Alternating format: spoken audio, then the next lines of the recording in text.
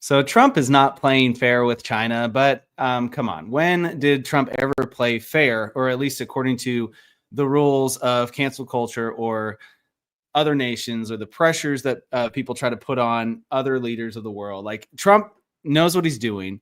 Now, I wouldn't say about every little thing, right? But in this instance, I think he knew what he was doing. A lot of people have said, and I could quote specific people, but a lot of world leaders have said, whoever controls AI controls the future, right? It's a pretty common phrase nowadays, and I think Trump definitely knows this. So he made a decision earlier this year that has directly affected China and China's future. And we're going to get into that. And I'm going to get into a twist to this story in a little bit as well. So y'all are watching Filibusted. My name is Troy. And if you haven't subscribed, hit subscribe. If you want to follow us on Facebook, there's going to be a link in the description below. You can go follow us over there as well. You can sign up for exclusive content. We post one exclusive episode per week here on YouTube and also on Locals. Those links are below as well. So let's jump into this story. China's DeepSeek, which is their popular AI technology, is having issues with their new model due to a switch in the chip they are using. So they originally were using NVIDIA, and they had to switch to I don't know how to pronounce the name of the company, but it's Huawei, if I'm saying that right, Huawei AI. And the Huawei AI chip has essentially failed, and they're actually not able to launch their newest model of DeepSeek. They're having to put that on hold. So they've had specific security issues and general technological limitations and difficulties. And it's all thanks to NVIDIA having to pull out of the Chinese market. So NVIDIA, one of the largest chip producers in the world. It's a technology company known for designing and manufacturing graphics processing units, systems, SoC units, and then it initially focused on graphic cards for gaming and professional workstations. But recently, it's expanded its into the market of like AI, obviously, data centers, even self-driving vehicles, things like that. So DeepSeek, this is very interesting. DeepSeek was encouraged by authorities to adopt Huawei's Ascend processor, which is a different processor, different chip than NVIDIA systems, after releasing its R1 model in January. So upcoming DeepSeek AI model failed to train using Huawei's chips, if I'm pronouncing that right. I need to go back to school and learn how to pronounce words. If I'm going to be talking about China, maybe how to pronounce Chinese words as well, that would be very helpful for this job. But what happened was NVIDIA had to reevaluate sales to China earlier this year, and they actually lost were going to lose billions of dollars if they didn't get creative and figure out a way to continue selling to China. Why is this? Why did China's AI and technology industry get hit so hard this year? Now, we all know that China's a problem. And if you don't know that China's a problem, you need to come out from the rock you've been hiding under, living under, and do a little research on China. What they typically do is when you try to create a business in China, or you try to build anything, manufacture anything in China, there are laws that require you to become a partner essentially with the Chinese government. And they take your information that they're gathering, all of the information about your customers, your processes, the way you do things, and they save that. They work with you for a few years, and then they say goodbye. We don't need you anymore, and they start their own. They steal your company. They steal your business. They start it over using all of your all of the stuff that you started, all the stuff you did, and they do it themselves. Right? That's what China typically does. They also, all of the citizens from China that are here in the United States, technically have had to sign things and agree to things saying, I will spy for the Chinese government if they want me to, or if they ask me to. And they have ways of persuading people as well because they have relatives back home. There's just a lot of things that China's doing. We've seen all of the crazy ramping up of Chinese hackers paid by the Chinese government trying to break into U.S. systems, things like that this year as well. They're just doing a whole lot of things that the world would like them not to do, right? And so how do you hit China where it hurts? Well, AI is the future. Technology, emerging technologies is the future. So if you could hit them there, that would help in this war against China, right? So this is what Trump did. Let's flash back to earlier this year. NVIDIA will stop including China in its forecasts amid U.S. chip export controls. So essentially, the Trump administration halted the sale of advanced computer chips to China.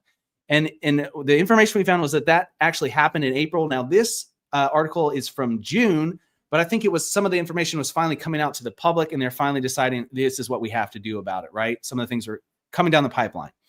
And this was over national security concerns. So Trump was saying, hey, we're concerned. There's reasons not to trust China, a lot of them, and we don't want them to have the best chip technology for their new AI systems. Why is that? Well, China's already hacking U.S.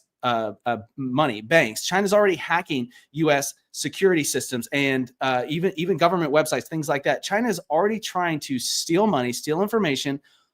And so it's like, why are we selling China the best of the best chips available? And so Trump said, no, we're going to put a restriction on that.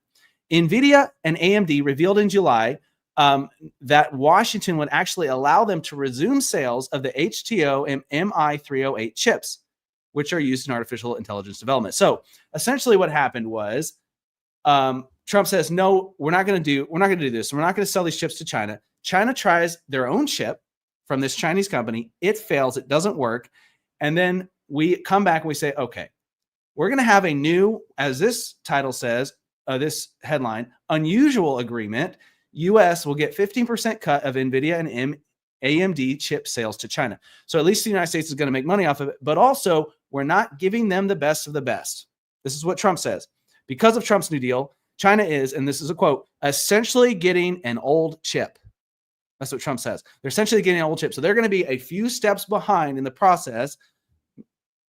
What everyone's saying is whoever controls AI controls the future, right? They've had to switch back to NVIDIA because their own company didn't work. So, shocker, surprise, right? But they've had to essentially go back to a downgraded platform, a downgraded chip. Okay, these chips are not as efficient, but they're going to work. They're at least going to work for what they're trying to do. So his new deal with China. This is very interesting. Because Trump makes a deal with China, obviously we've seen the tariff issue come out this year, all of that, we've got people falling on both sides of that aisle. But even the experts are starting to agree this last month. This seems to be working. Even the experts are saying that, right? Seems to be working economically. It seems to be working as far as the federal revenue of the government, and with even talks of, being able to pay down the debt or being able to give the public a rebate, a refund, whatever it is, that kind of stuff, decreasing taxes potentially. A lot of positive things could come out of that. But this is interesting that Trump is always trying to make a deal anytime he can. And this time, the U.S. gets 15% of all sales. Trump originally wanted 20%. NVIDIA CEO eventually negotiated him down to 15%, but that's pretty close to what he wanted. So Trump is fighting China where it hurts most. And we've seen this. China's AI military revolution, its security implications. China is not going to pull its punches, right? They're not going to go necessarily into an all-out war. They're not going to, at least not do that right now. They're not going to put soldiers on the ground. They're not going to make drastic decisions, but they're going to put the pressure on. And, it's like the teacher saying to the kids, no fighting, right? But then in the hallway, when the teachers aren't watching, one of the kids is grabbing another one and shoving them up against the locker and be like, hey, I'm not going to fight you in here, but after school hours, you better watch out. And so in order to avoid that, you better do what I want you to do. China is doing all the backhanded things that they can to get ahead, to steal information, to steal money, to hack it, whatever it is. They're putting all the pressure on, and Trump is fighting back. Okay. Trump's strong arm stance on this issue ensures the U.S. remains the gatekeeper for innovation. So Trump's always said the U.S. should lead the world in AI. We've had world leaders saying whoever controls AI controls the future.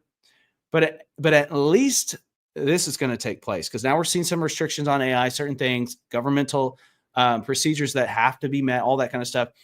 At least the companies that have no AI influence or development are going to be way behind, at the very least.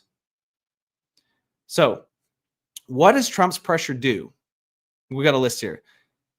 Limiting sales weakens China's ability to advance in surveillance, cyber warfare, and autonomous weaponry. Advanced AI chips aren't just for ChatGPT. They're actually a dual-use technology that's useful with military implications. So the AI is going to be built into the military vehicles, the jets, the military robots. I mean, we've seen that. We've seen the robotic companies building robots in order to replace soldiers eventually. This is about the future of AI dominance. Whoever controls the best chips controls the future of finance, warfare, communications, and global power potentially. So this is a very big deal. But here's the final twist, okay? So Trump's hitting below the belt, right, in some ways, not playing fair, but he's pushing back against a much larger bully that has not played fair for a long time. Here's the twist.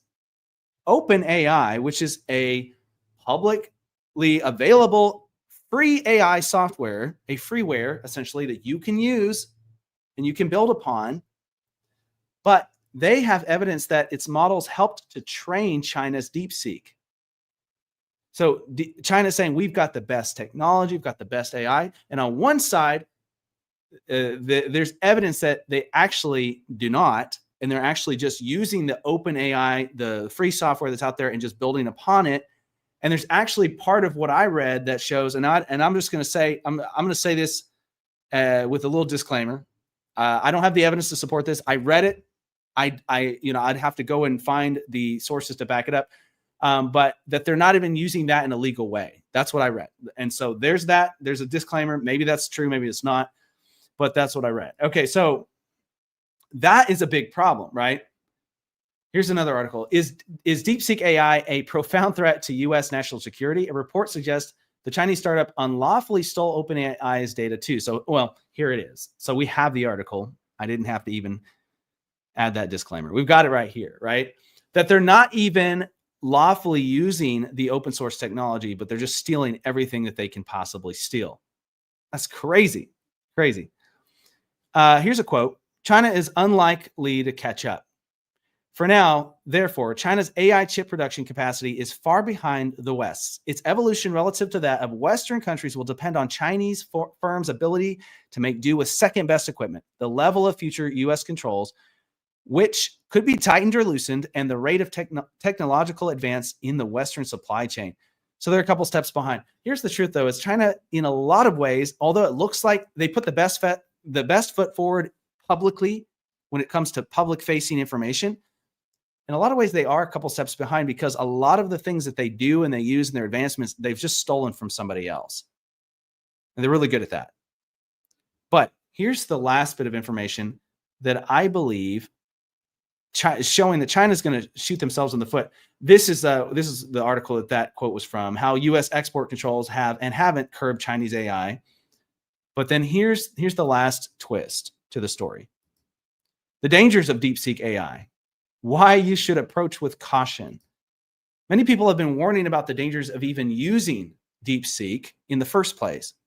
So if this becomes public knowledge, China's going to shoot themselves in the foot anyways, right?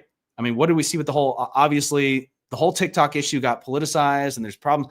But listen, if China's using something like TikTok to steal Americans' information and take advantage of U.S. citizens, if that really is taking place, then shouldn't the United States do something about it, right? I'm not going to get into that story now. I'm just saying if China's built this AI technology that they're like, hey, come use our AI now, and yet they're using it to hack into your systems, your computers, your information to steal, shouldn't that knowledge be publicly available, and shouldn't the public be warned about it? There's the episode for today. I hope y'all enjoyed this. Y'all subscribe if you haven't. Come back for more. And this has been Filibusted. My name is Troy. I'll see you next time.